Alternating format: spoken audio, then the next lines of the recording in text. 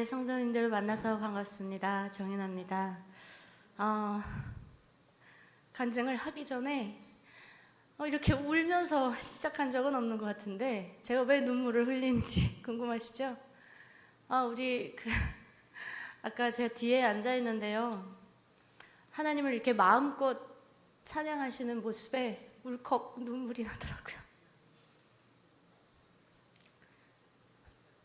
지금 북한에 계시는 우리 성도님들 나이의 어머님들은 배고픔 속에서도 김정은이라는 지도자를 찬양하고 있을 겁니다. 또 여기 앞에 앉아있는 아이들을 보니까 또 눈물이 났습니다. 이 어린아이들은 자기의 꿈을 가질 수 있고 이렇게 주일날에 이 자리에 앉아서 하나님의 말씀을 들을 수 있고 이렇게 어렸을 때부터 하나님의 이런 찬양, 찬성 속에서 자랄 수 있다는 게 너무나도 축복이다, 그런 생각에 눈물이 자꾸 났습니다.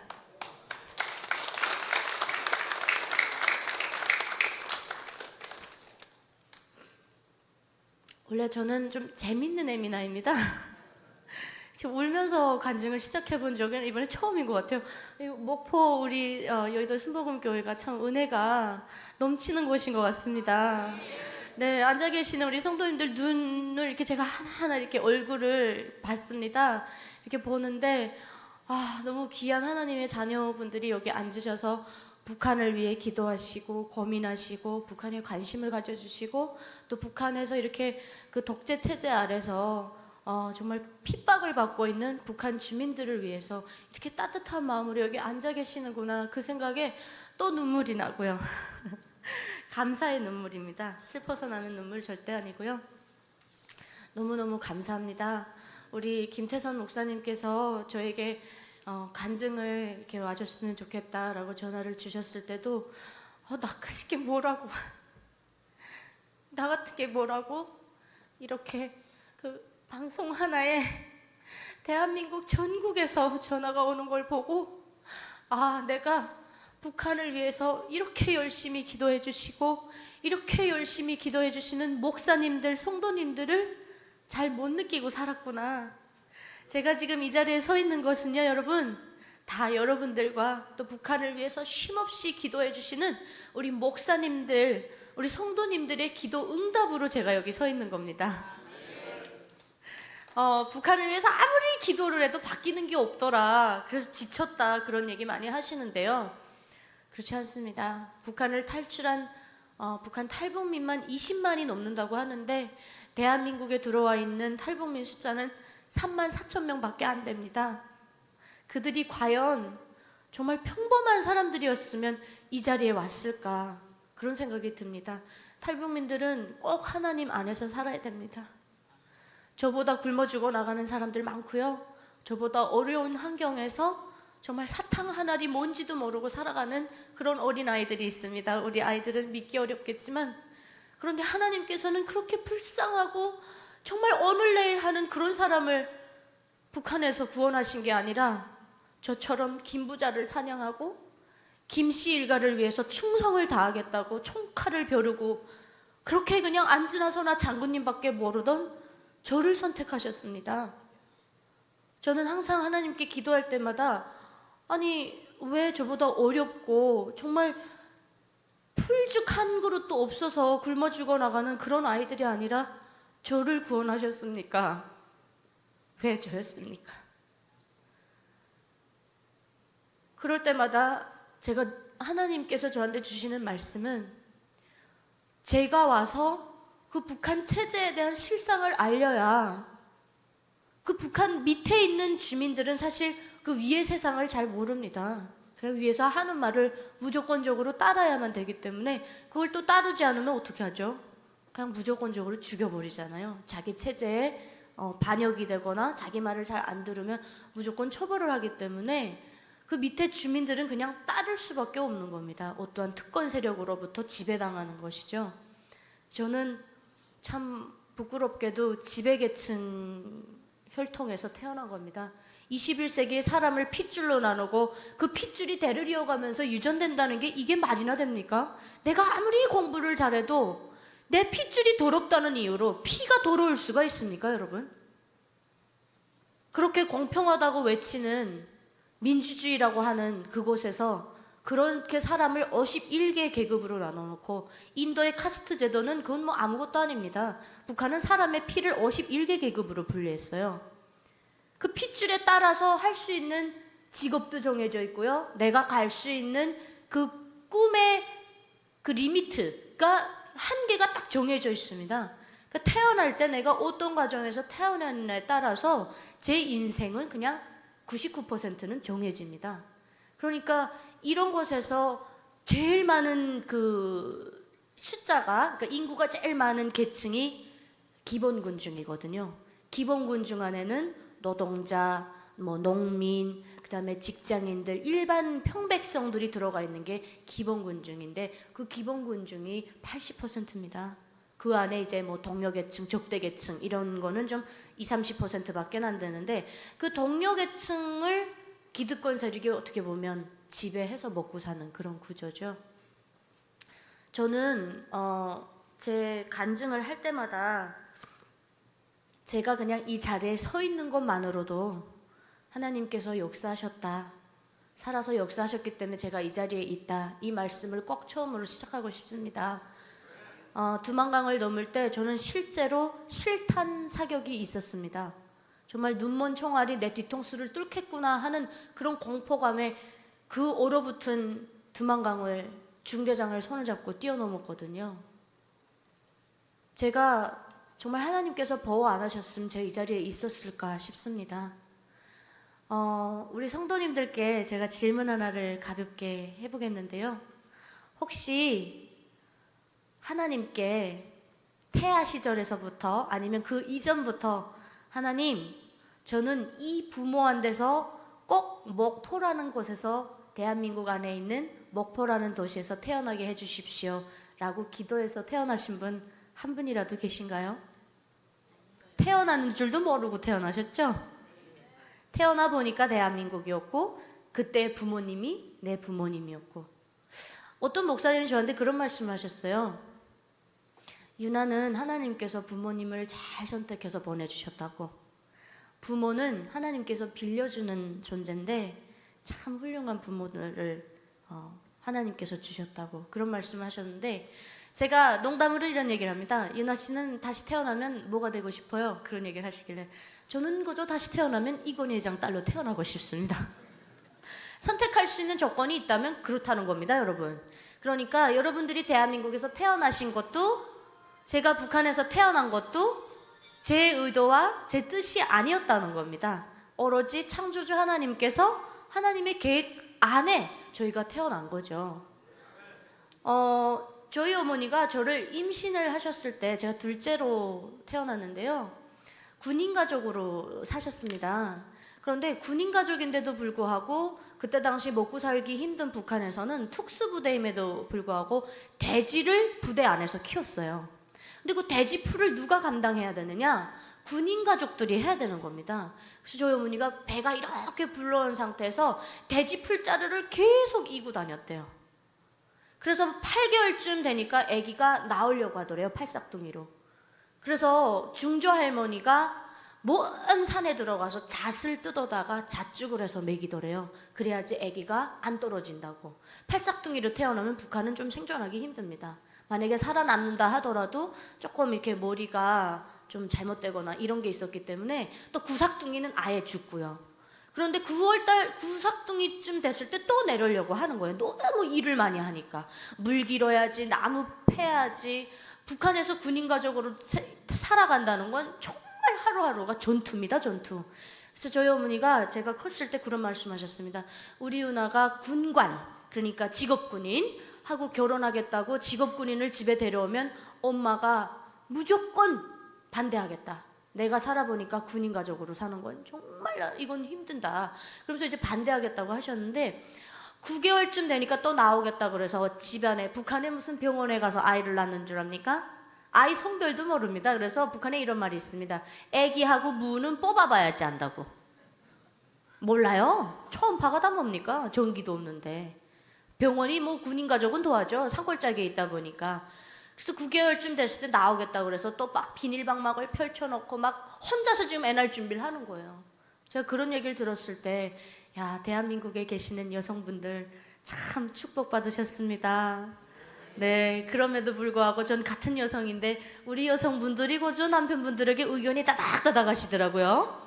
네, 웬만하면 뭐 밥도 밖에서 먹고 들어오라 그러고, 네, 웬만하면 이뻐합시다. 네, 대한민국에 오늘날이 있기까지는 우리 지금 앉아 계시는 성도님들 젊으셨을 나이에 얼마나 대한민국을 위해 헌신하셨을지 그 노고에 감사합니다. 저는 태어나 보니까 아버지가 그 자강도에 있는, 아까 우리 목사님께서 진천이라고 하셨는데요, 진천이 충청도에 있더라고요, 우리나라에. 그래서 자꾸 진천이라고 많은 분들이 헷갈리세요. 진천이 아니라 전천입니다. 예, 근데 전천이라고 해주시는 분 저 한 분도 못 봤어요. 다 진천이래요. 저는 결과적으로는 진천에서 태어난 사람입니다. 맞아요? 예, 근데 전천에서 태어났습니다, 저는. 그 전천이라는 곳에, 그 자강도죠. 옛날에 평안북도였던 곳에, 이제 김일성 일대가 이제 딱 정권을 잡을 때, 대한민국처럼 9개 행정구역을 가져야지 연방제를 했을 때 투표에서 공평하다라고 생각을 해서 자강도, 량강도 이런 지역은 새로 만든 곳입니다. 그래서 이제 평안북도였던 자리에 자강도를 만들었는데, 이 자강도가 어떤 곳이냐면 평상시에 한 1년 12달 중에 6, 7개월이 겨울인 것입니다. 그 눈이 맨날 이렇게 허리춤까지 와요. 그리고 평상시 겨울이 마이너스 30도. 네, 뭐 밤에는 막 40도까지 떨어집니다. 그러니까 동장군이 터져나간다. 독이 막 터져나가고 뭐 소대가리가 터져나간다. 이런 표현을 씁니다, 북한에는. 그러니까 그 정도로 정말 눈이 많이 오고 추운 지역인데, 그런 곳에 김일성 주석 때 명령을 내린 거예요. 여기에 우리가 전쟁을 다시 한다면 그 특수부대, 최정예 군인들을 양성할 수 있는 특수부대 경보여단을 여기다 만들어라. 그 경보여단을 왜 그럼 굳이 자강도였냐? 극한의 조건에서 이들을 인간병기로 훈련을 시켜야 되는데, 그 중에서도 스키 부대를 창설한 거예요, 거기다. 여러분들, 제가 국정원에 처음에 들어왔을 때 저는 국정원 그 조사하시는 선생님에게 스키 부대, 이런 경보여단, 특수부대의 아버지, 딸로 태어났고 그런 부대에 있다 왔습니다 하니까 국정원 선생님이 뭐라고 하셨게요? 북한 말로 말하면 후라이 치지 말라. 북한의 스키 부대가 어디 있어? 말로만 들었대요. 전설적으로. 있습니다, 여러분. 독립여단, 경보여단이 그 딱 하나가 자강도에 있습니다. 최정예 부대다 보니까 정말 선택된 혈통에서 그들에게 총을 안겨줬을 때 그 총이 김씨일가 정권으로 향하지 않을 세력에서 뽑아서 무조건적으로 자기 몸을 육탄으로 이 불 속에도 뛰어들 수 있는 그런 정신력이 강한 계층에서 뽑아다가 특수부대를 만들었어요. 거기 경보여단 참모장을 저희 아버지가 하신 겁니다. 그러다 보니까 얼마나 잘 먹었겠어요, 먹는 건. 뭐 전기나 이런 것들은 특수부대다 보니까 공급도 잘 됐고, 또 뭐 소고기, 돼지고기 이런 것들은 특수부대 군인들은 노르마 식단이라 그래서 우리나라 국가대표처럼 이렇게 식단이 딱 짜여져 있어요.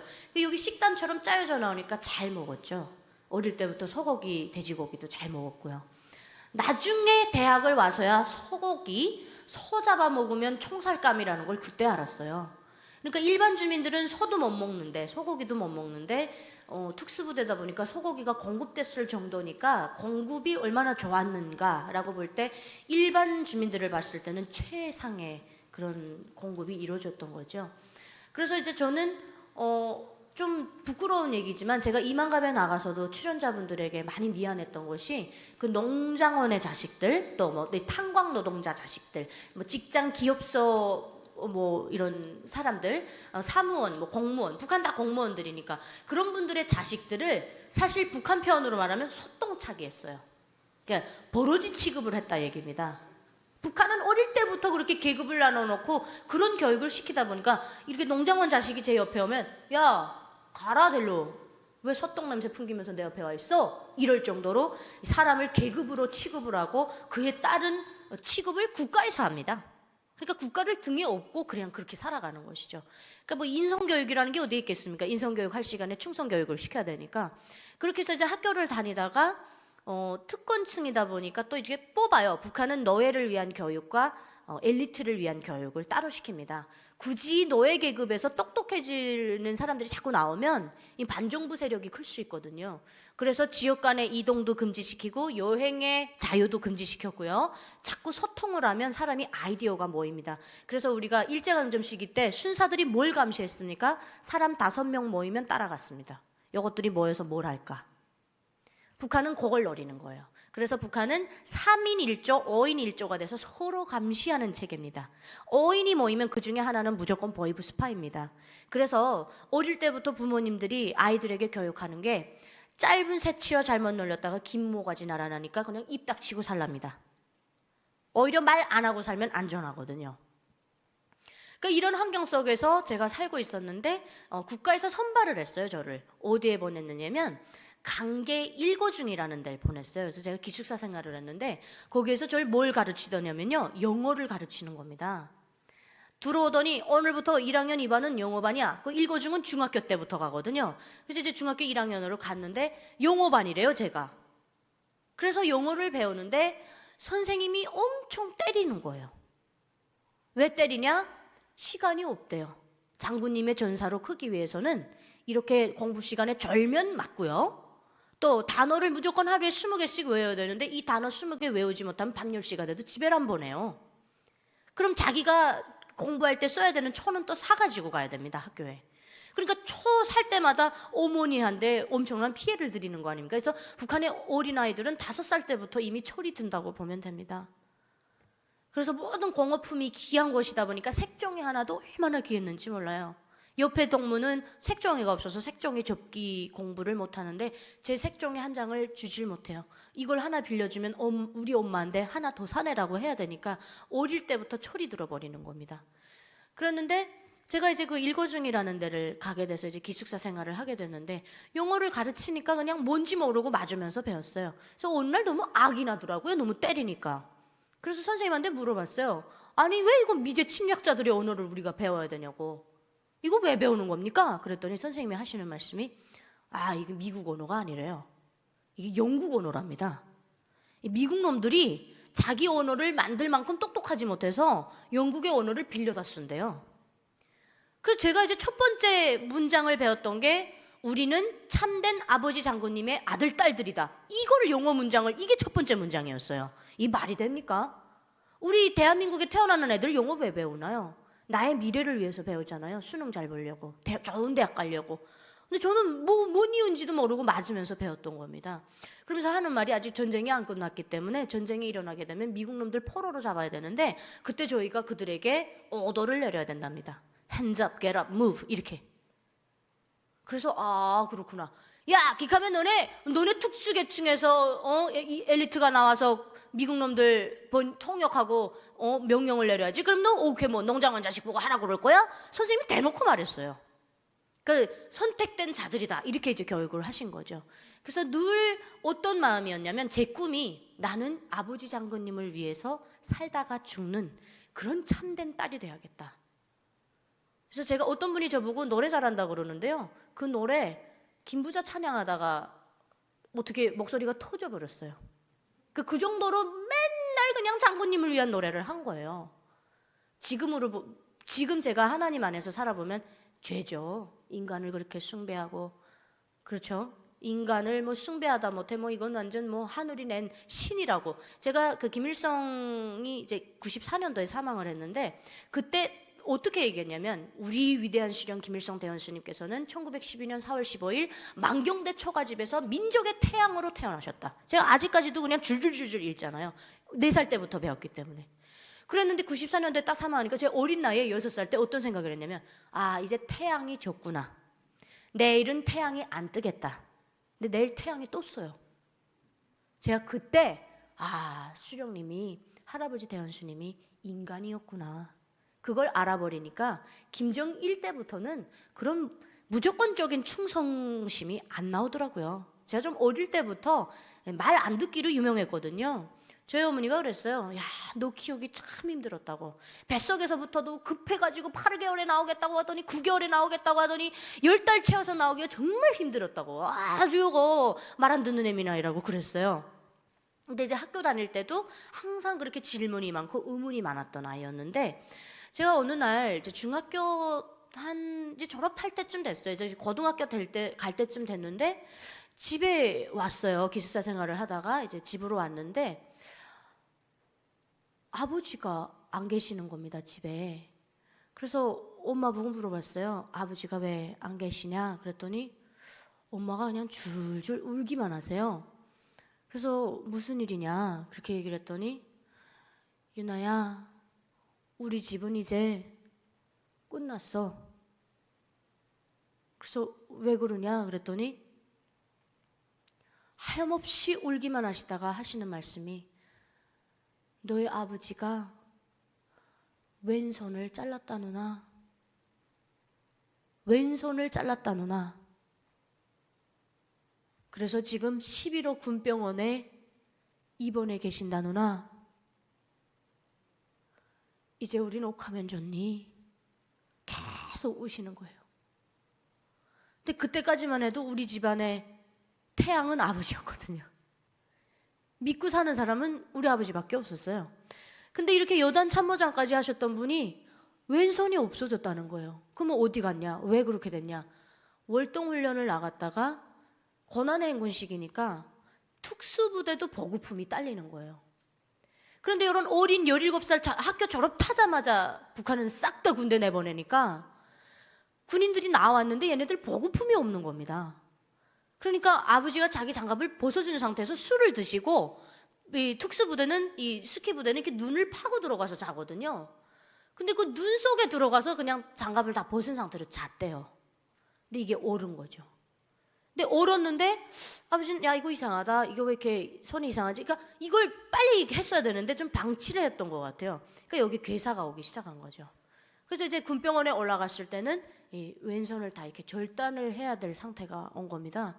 그래서 이걸 다 자르고, 그리고 이제 어머니는 끝났다. 우리 집안은 망했다. 망했다. 이제는 너도 대학도 가는 거 다 포기하고 너의 꿈과 희망이 다 사라졌다. 아버지가 권력이 없으면 우리 어떻게 살아가냐 그러시더라고요. 그래서 이제 아버지가 거의 한 10개월 정도 걸렸던 것 같아요. 집에까지 오시기까지. 이제 집에 오셨을 때는 저는 그날을 잊을 수가 없습니다. 아버지가 온다고 전화를 받고 저희 어머니랑 저랑 오빠랑 같이 이렇게 언덕이 있어요. 북한의 자강도는 산밖에 없습니다. 그 언덕에 올라가서 비포장도로에 이렇게 흙먼지가 막 날리는 걸 보고 아버지 차가 오고 있구나. 1년 가까이 못 보다가 지금 만나는 거니까. 그래서 막 정말 기다렸죠. 차에서 이제 아버지가 군복을 입고 내리셨는데 차마 손을 볼 수가 없었어요. 이 손이 어떻게 됐는지 너무 공포스럽고 믿겨지지도 않고. 근데 저희 어머니가 아버지가 차에서 내리니까 그냥 이게 주저앉아서 막 통곡을 하셨어요. 어떻게 하다가 그렇게 됐느냐 그러면서 막 우리 아버지를 붙잡고 막 통곡을 하시더라고요.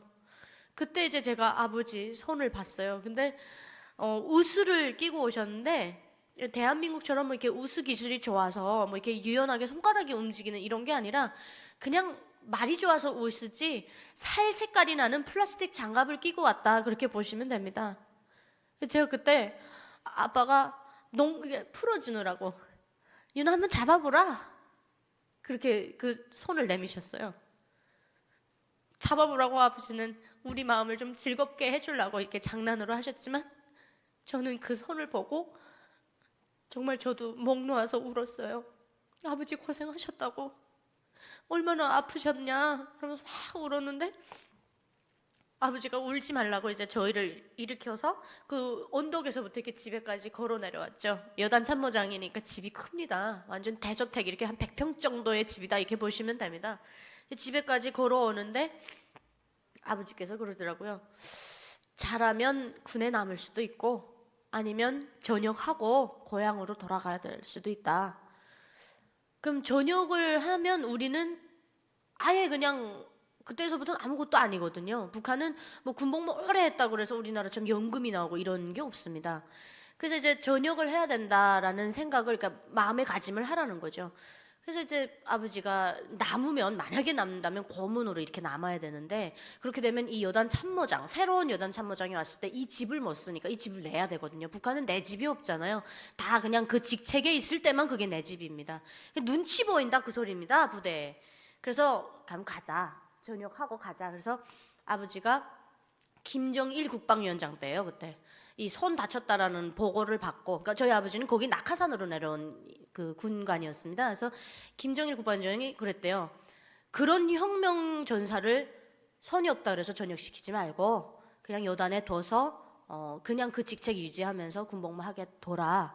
그렇게 했지만 아버지는 그냥 이 손이 없고 이러니까 선 없는 군인이 뭐가 필요하냐. 그래서 이제 전역해서 가자. 그래서 이제 저희가 전역을 해서 가야 될 것이 함경북도 회령이라는 곳이었습니다. 아버지의 고향이었는데 제가 나름 북한에서도 혼혈이에요. 예, 완전 함경북도 사람이랑 또 저희 집안 엄마 쪽은 또 평양이거든요. 그러니까 이렇게 섞였어요, 제가. 그래서 이제 그 함경북도 회령이라는 데를 간다고 생각하니까 끔찍하죠, 막 저는. 그 완전 저는 그런 지방 쪽에는 아예 사람이 사는 데가 아닌 줄 알았습니다. 그래서 이제 함경북도 회령시라는 데는 그나마 발전된 도시고 이러기 때문에 가도 된다. 그래서 이제 저희 아빠, 엄마, 오빠 이렇게 저희 네 식구가 짐을 다 차려서 회령으로 이사를 오게 되는데, 그때 이제 전천역이라는 데를 갔는데, 자강도는 군수공장이고 또 군수물자공장에서 대부분 노동자들이 노동을 하다 보니까 배급이 그나마 좀 나왔어요.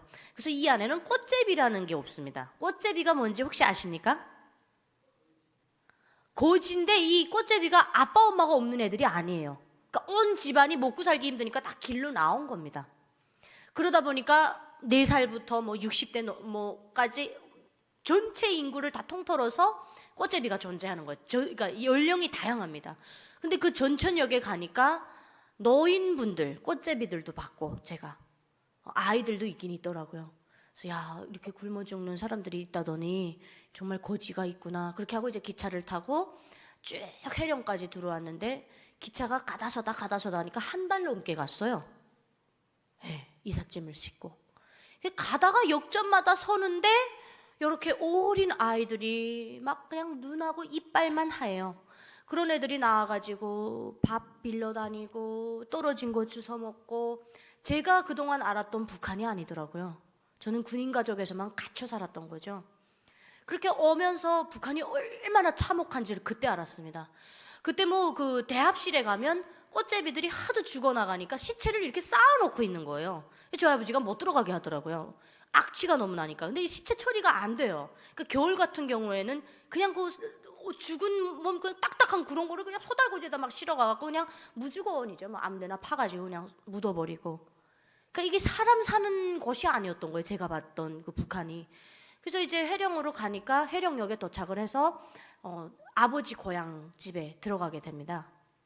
들어갔더니 국가에서 그래도 이 사람이 혁명 전사였고 이런 훌륭한 군인이었는데 직업을 좋은 걸 줘야 되지 않겠냐. 그래서 북한에는 이 국토감독대라는 게 있는데 우리나라로 치면 이 국토를 어떤 분이 장관님이 있던데요. 그 뭐 이렇게 국토 관련된 거를 보시는 분이 있더라고요. 근데 그 북한은 국토감독대라고 따로 이렇게 하천, 산, 강, 뭐 그다음에 하늘, 그다음에 뭐 이런 나무, 산림 이런 것까지 다 보호할 수 있는 국토감독 성이라는 게 있습니다.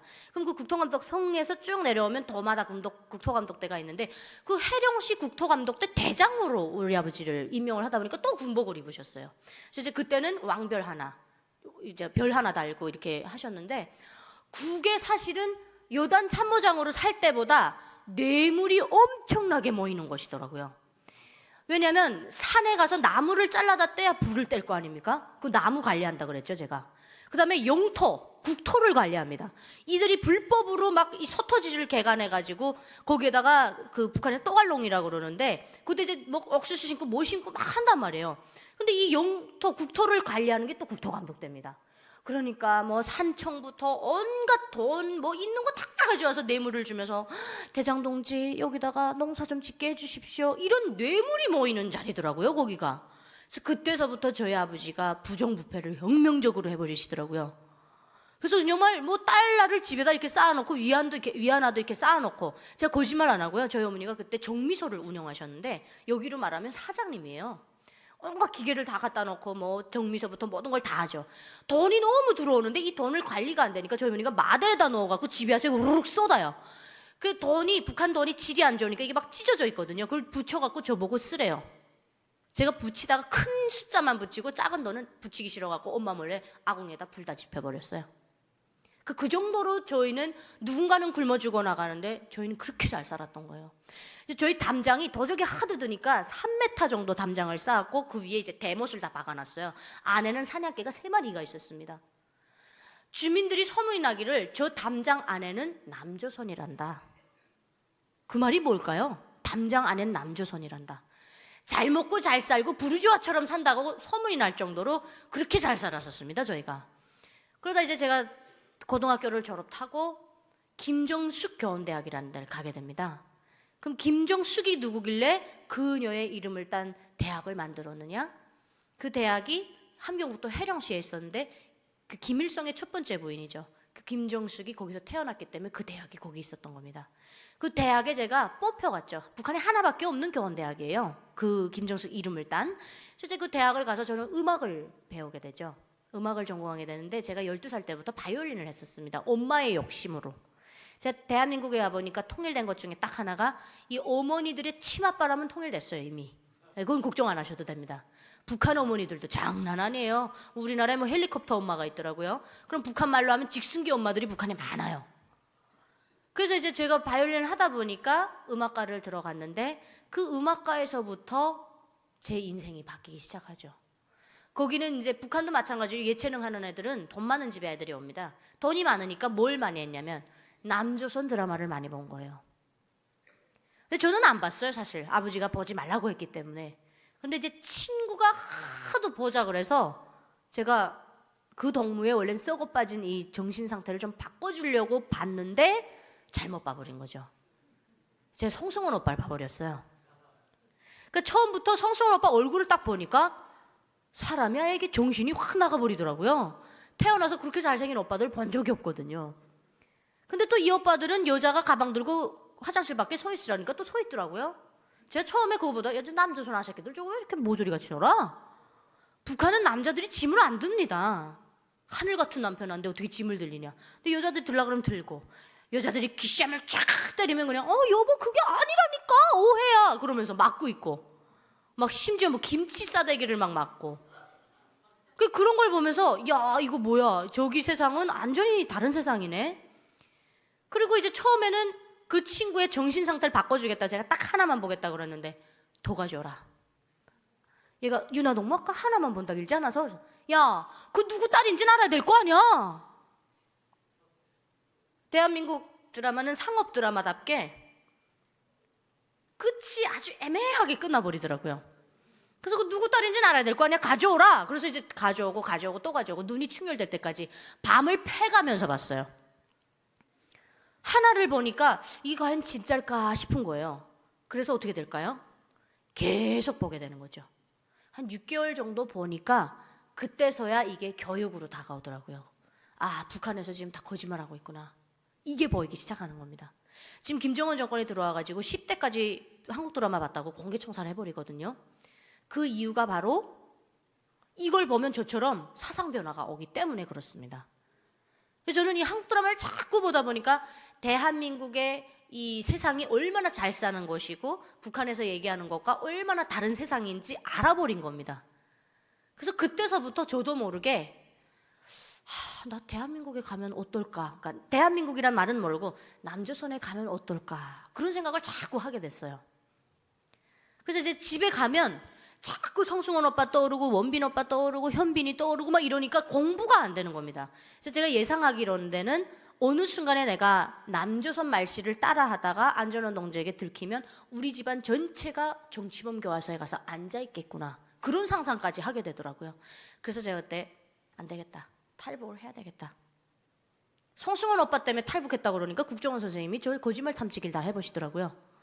먹고 살기 힘들어서 온 것도 아니고 어떤 정치적인 탄압이 있어서 온 것도 아니고 성승원 오빠 때문에 왔다 그러니까 그때는 다 배고파서 올 때거든요.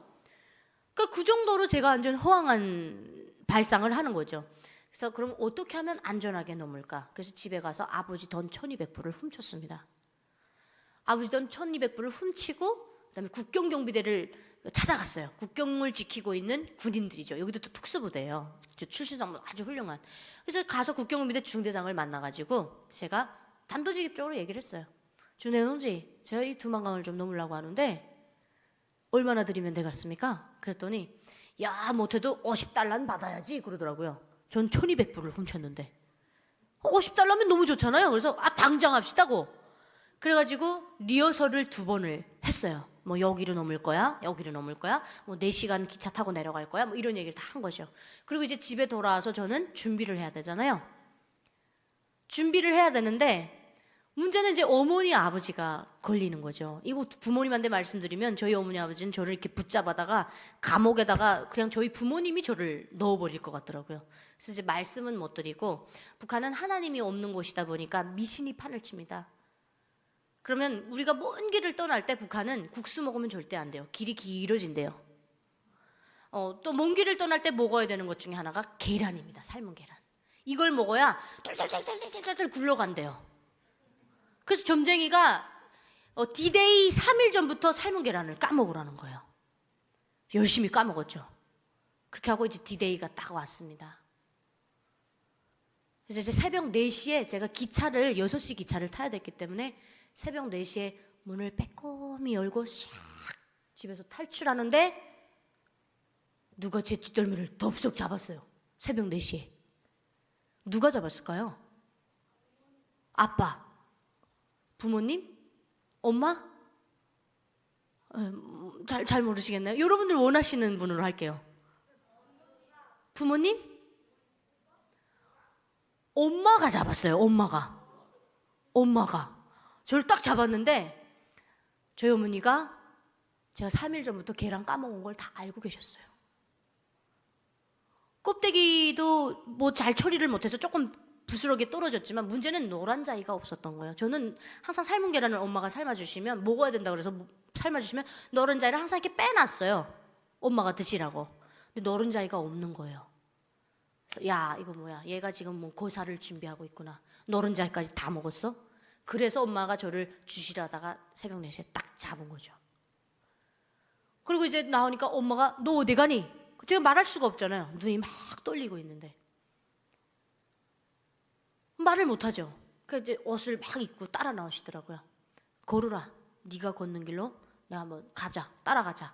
그렇게 해서 이제 터벅터벅 기차역으로 내려오고 있는 거예요.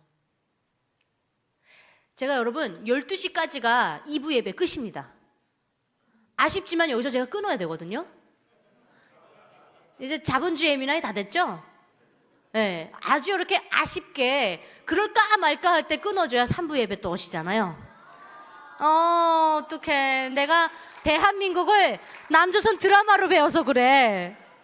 네, 그래서 3부 예배에서 이제 저희 어머니가 어떻게 저희 딸을 어떻게 이제 하시는지 쭉 제가 다 말씀을 드리겠고 대한민국에 오기까지 또 하나님을 만나기까지 정말 그 눈물 없이는 못 들을 그런 사연을 좀 더 말씀을 드릴 거고요. 제가 이제 아코디언을 가져와 봤습니다, 여러분.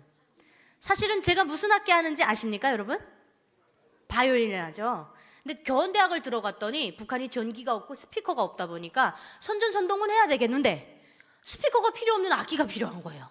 그게 바로 선풍금. 그래서 왜 선풍금인지 제가 이제 여러분들께 Amazing Grace라는 곡을 연주를 해드릴 텐데 여러분 저는 아코디언 전공자가 아닙니다. 하다가 여러분들 귀에 삑소리인데 라고 나면 아 저것 또한 거죠 북한에서 배운 테크닉이구나 야 그렇게 봐주시면 좋을 것 같습니다.